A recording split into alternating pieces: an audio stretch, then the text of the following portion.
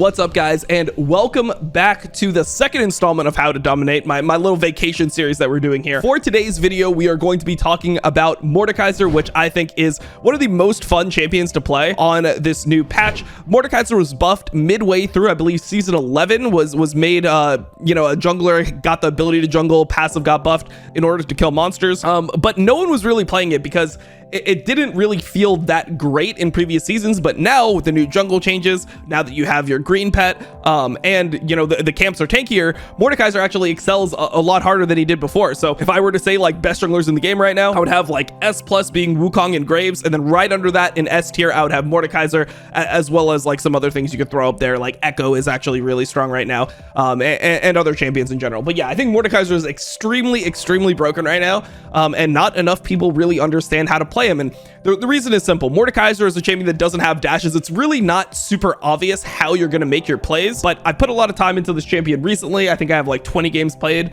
so far on stream with it. We have 60% win rate, and we've been doing really well with it. So I've tried a bunch of different builds, a bunch of different variations of Mordekaiser, but I'm going to give you guys the lowdown, exactly what I think is the most optimal way to play this champion. So I'm not going to go into practice tool and show you guys like any combos like I did with Wukong, because on this champion there really are no like advanced combos, right? You just use your abilities, and that's it. I think that you can actually change these a little bit. You can take Legend Tenacity or Legend Alacrity depending on the game. The attack speed is a little bit better on Mordekaiser than Legend Tenacity, and the reason for this is that you can actually isolate people with your ulti, so you don't necessarily have to be against like taking CC. You don't have to be in the middle of the fight, and where it's going to be pretty much impossible to dodge CC the same way you end up playing fights on Wukong. So because of like the isolation factor, I think Legend Alacrity is a little bit better than Legend Tenacity, but you should really just be hovering between these two based on the game. If they have a lot of CC, take Legend Tenacity. If they don't, Legend Alacrity.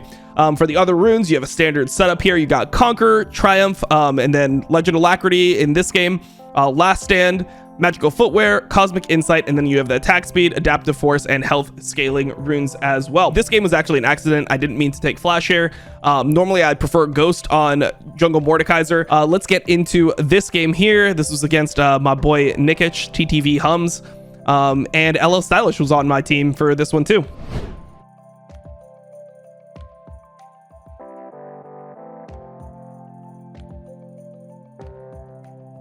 The clear is not super interesting on Mordekaiser jungle.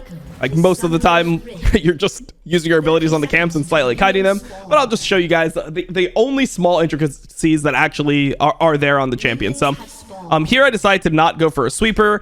Obviously, green pet every game. We talked about it in the last video. It's just what I think is best on the champion, on jungle in general. I think even Assassin's green smite is just too good, man. It's just free stats, and free stats are broken, especially HP.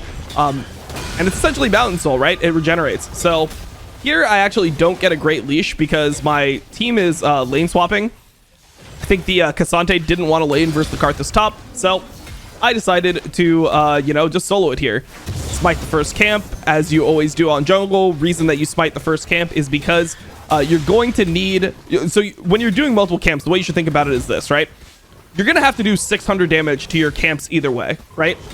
Now, would you rather do 600 damage at level 1 or level 2?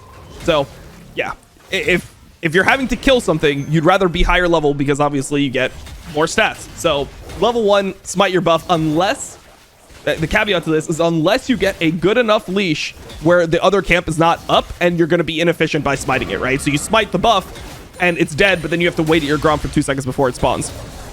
So here, Q into W on Mordekaiser here.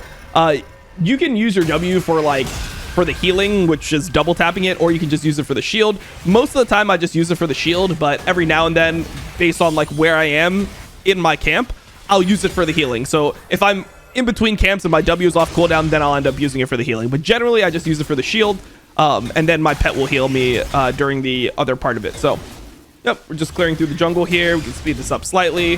Full clear on Mordekaiser is really good. I mean, full clearing right now is just kind of broken.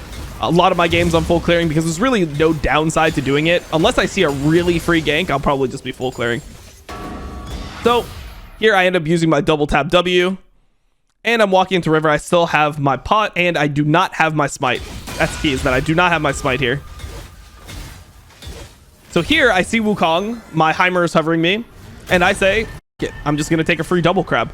So if you do double crab, because your pet is really the thing that's killing the jungle camps, you do not really need to base, right? The same way you did in previous patches, because you actually just kill the camps at relatively even speed either way. So here I'm going and I'm clearing my camp. I think about potentially going top here. I'm just trying to usher the wave in. I'm not really trying to do anything crazy here, but I think I decide to actually base because the Wukong is showing bot for a long period of time, and I do end up buying items. Now you can actually clear there again. The reason why I'm buying items here is because I want, in my mind, because Wukong is late on a reset, I want to force a Drake when I'm level 5. Objectives are the key to Mordekaiser jungle. Because you don't have the ability to get on people and your E is pretty hard to hit if the enemy has hands, you want to be able to bring them to you. And the way you do that is by starting an objective. Also, your passive absolutely destroys objectives. This is not capped. It just does 2% max health damage. So when you see me doing Drake, you'll just see how insane that 2% max health damage actually is. So here the Yasuo is actually pushing up really far, so I decide to walk up to him and try to kill him. From my E, he ends up flashing late. It was kind of a hard angle, but yeah, my team is going here and they're trying to force this play. So we end up having somebody die, but as soon as I get my passive proc, I become a different beast. So I use my W here, and we know that they're rotating. So the huge advantage that I have here is that, you know, I've got a Cassante on my side. That's the main thing. Wukong kind of suicides, and as you can see here, we're just trying to play the fight. It's essentially a 2v4 here. So I use my W, and here I don't double tap it for the health. I use it for just the shielding. It's much better to be used like that. I'm trying to dodge Karthus Q's here. I dodge a couple of them. He ends up killing me on the last one here. But it ends up being good for us overall, obviously. We end up getting a 2 for 4 in a total of 3v4 fight. So, and here off this respawn, I'm looking at Crab. Crab is going to be my main goal here, just because of the fact that it, you know, gives you a ton of experience on Mordekaiser. And if I'm able to get Crab, here, it allows me to hit level 6, and then if I hit level 6, I can kill people super easily. So I end up using my W here to tank the Karthus ulti. We see them all walking down. I'm not level 6 yet. So here I'm going on Wukong, and I'm really just trying to hit 6 in my passive. Okay, boom, hit level 6 off the Wukong, and then I can just absolutely destroy the Yasuo. So I'm really big at this point. Been in 3 kills, 3 assists, and I can just do the Drake. So here's a little bit of what I was showing you. Look at what my passive is doing to the Drake right now. Just look at that tick damage. It's absolutely absurd. Absolutely ridiculous. So just doing Drake, really easy. I end up not using my smite here, and the reason that I am basing is to buy my Rylai's. I know I have enough for Rylai's in base, which is a huge power spike on my champion. Get my free boots as well, and I actually forego the Raptors here to try to force Rift Herald. I want to get into another situation on Rift Herald because I'm so far ahead of the enemy jungler right now. Now there's a couple builds. Let's talk builds for a second while we see me walking back to camps. So Rylai's is going to be core every single game. If you want to be tankier for the game, like you think that the enemy team actually has good damage and, you know, you're not going to be able to ult people easily and get free kills, in that case, you want to go Jokshow second. That'll be your second item. That'll be your mythic. If you're having a lot of problems catching up to people, in that case, dude, this is LL Stylish. I actually end up holding the way for him, but, you know, whatever. I wouldn't do this for anyone else, right? If this wasn't a streamer, if this wasn't my boy, I would just take that entire wave. Anyways, Jokshow second for verse tanky people. If you think you're going to need the gap closer from Proto Belt, go Rocket Belt. And if you just think it's like a standard bruiser game and you're just really far ahead, you just want to be tanky as and deal a ton of damage, you go Riftmaker. I go Riftmaker in most of my games. I just find it to be the most effective one, but it's not the only option. Yeah, as you can see, I mean, this game is not actually, like, even though I'm really far ahead, it's a pretty close game. Enemy Karthus is 3-0. The Yasuo is ahead as well. And here I just decide to drop the Herald immediately. I think there was a little bit of miscommunication here because I wanted to dive this Yasuo insta. Like, so I'm trying to tank here so that my my Zed can just ult and one-shot him. But he ends up not doing it. I end up having to ghost here. My Zed does end up diving and we do get the kill, but it was just a little uncoordinated. I took free damage. Here, I was trying to get my ulti onto the Wukong. And in this situation, I actually make a mistake. I thought that the enemy support was level 5. I should have just ulted Wukong here anyway, but I thought he was actually going to one-shot me. Instead, I ulted the Alistar, and he just ulted, and he broke my ult. So something to keep in mind, don't let Alistar break your ult. As Wukong, or sorry, as Mordekaiser. There, I should have just ulted Wukong 100%. And yeah, there's a couple different champions that have the ability to do this, right? Alistar ult takes you out of Mordekaiser ult. Obviously, QSS takes you out of Mordekaiser ult. But the other one that a lot of people think is the most bullshit is Gangplank W. Gangplank W breaks Mordekaiser ult as well. So just keep that in mind when you're playing. So we end up going Sword Boots here and a Ruby Crystal. That's going to be for my Rift Maker. Here I am going for the free crab. Getting a lot of crabs this game. I'll speed it up a little bit in my clears because I don't want to bore you to death with Mordekaiser clear. It's not the most interesting clear in the world. And once you get to this point, you have so much sustain that you can pretty much just hold on to your W. You don't need to use it for health or anything. You can just hold onto it, and then if you ever get into a fight with somebody, you just pop the W, have a massive shield. So here I have ulti coming up. I see Wukong walking into me. Oh, actually, I was reading chat. Never mind. I actually remember this because I was reading chat, and then on stream, I was like, oh, there's a Wukong here. I think I was saying something on stream about how if I get into a 1v1 with Wukong, he'll just get one shot. And then this ended up happening where I'm not even looking at the actual screen. I know that I can force Drake because Wukong's ulti is on cooldown as well as mine, but his ulti is a lot more important in a team fight than my ulti. So just waiting for Drake to spawn. Once again, you see me just pop my W here. I just use my W to tank the kha'zix ult as much as I can. And I'm back one-shotting Drake. Once again, just look at how much damage my passive does to Drake. Ideally, in games, you're going to want to go to the Drake, start the Drake, and then force them into you and ult somebody to turn off the Drake. But in a game like this, I can kind of just walk to the objectives and kill them. Now, here I want to be able to ulti.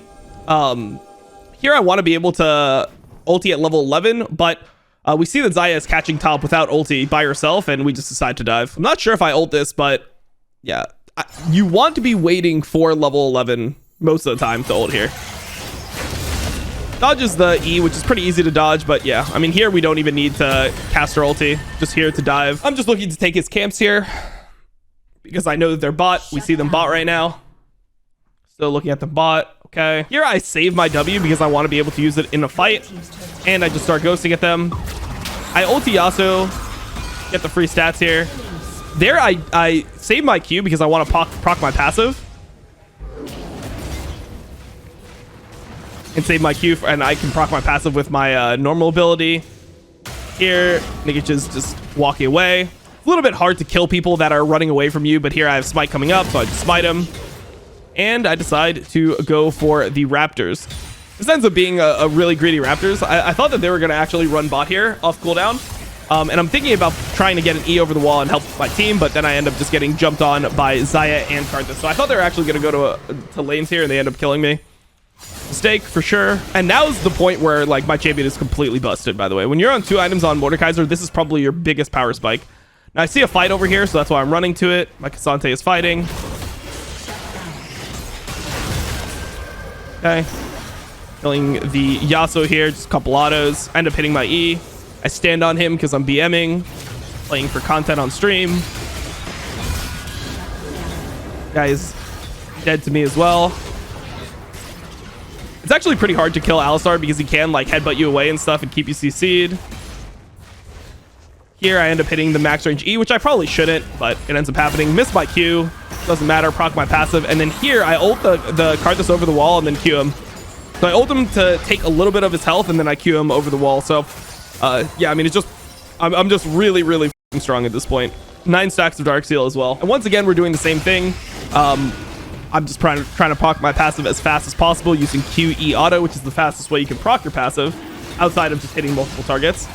And I'm just doing the Drake. And once again, you see the Drake is burning super hard with my passive. If you don't know like the basics of Mordekaiser's abilities, if you hit Qs on isolated targets, you do extra damage.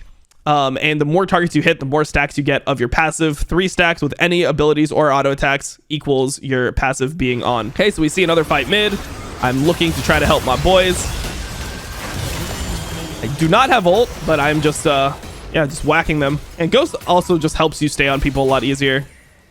And Wukong is trying to like get his Raptors because he wants his pet upgrade, which I already have. So I still have Ghost active, and I proc my passive for more movement speed. Then I just really want the crab here. Don't want him to get any camps here at all. Wukong jumps the wall to try to escape. Runs right into Zed. Oh, he ends up killing the Zed.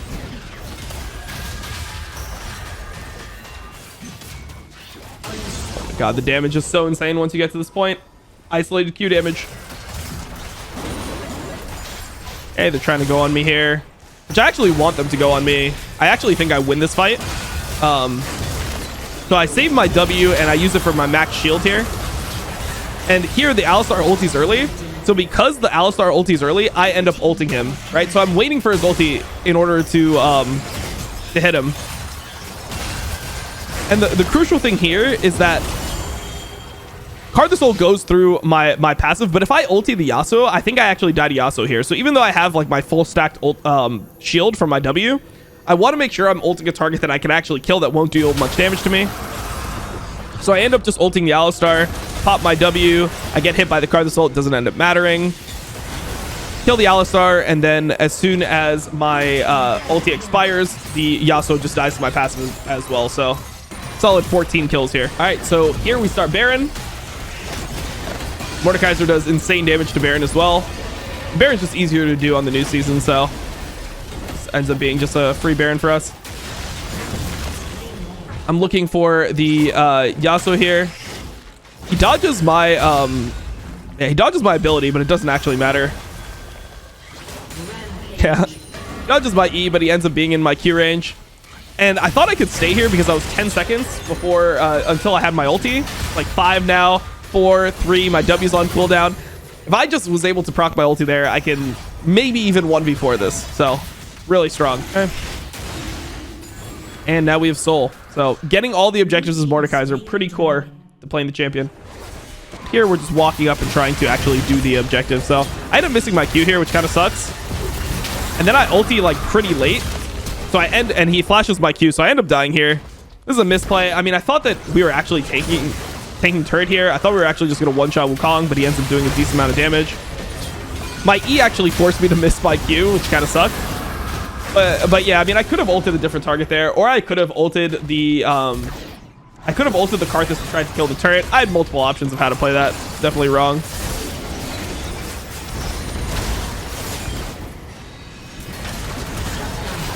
I think Mordekaiser is a pretty good champion to play because you get punished pretty hard if you make mistakes. Like, you know, you can't really play things mechanically much different most of the time on Mordekaiser. So if you make a mistake, it's super obvious. It's like, oh, I'm just not allowed to make this play. K'Sante doing K'Sante things. Absolutely busted champion. Playing it well too.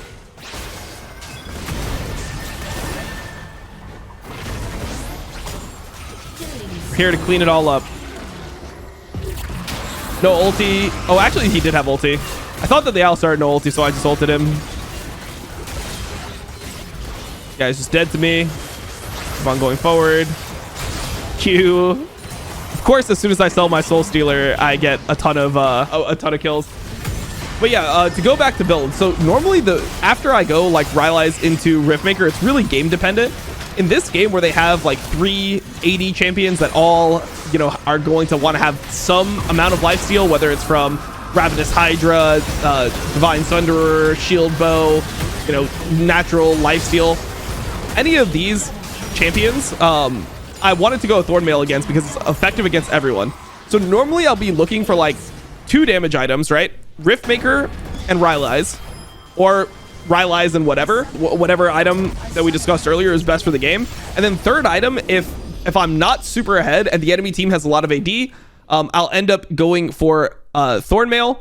And if they don't have a lot of damage and I think I can live forever, or if I'm really ahead, I'll go Demonic Embrace. So normally this will be like my core build: Rylai's, Riftmaker, Demonic Embrace, Thornmail, something like that. But there's other options that you can do as well. If they have a lot of MR, you can go things like Spirit Visage, which is pretty good for the synergy with Riftmaker, the increased healing. Plus you have healing from your W. And if there's other healing sources on the team, you have Conquer. that can be really good as well. You can go death cap if you want like a super damage item and you just think you want to go full glass cannon, you want to be unkillable. That's another option. But really, like, you just want to be able to adapt to the game. After your core items, you're just building items that make sense versus the other team. Demonic Embrace is just nice because you have a lot of health. Like, you're going Rylai's, right? You're going Rylai's and Riftmaker, so you're getting a decent amount of health. Even if you go Jachos, even if you go Rocket Belt, all those items have health on them, so Demonic Embrace is going to be effective with all those items. But yeah, I mean, this is essentially what you want to be doing with Mordekaiser. It's a lot of trying to make sure that you are going to an objective, proccing your passive, and looking for turns and turning on the right person with your ult. That's a key part to the champion. Well, thank you guys for watching. Hopefully you enjoyed this episode of How to Dominate with my a little guest appearance by LL Stylish in the game. Hopefully you go out there. You got Wukong under your belt from the previous video. You got Mordekaiser now. You got a third video coming in a few days, which will be another How to Dominate on another champion that I think is pretty strong on the current patch. So yeah, I will see you guys later. Thank you guys for watching, and hopefully you are enjoying this series. See ya. Blockchain.com and Cloud9 want to give fans everywhere access to crypto, the future of finance. Blockchain.com is the most popular way in the world to buy, sell, and trade crypto. Visit blockchain.com/cloud9 to sign up, create a free account, and level up your crypto game with the world's most popular crypto wallet.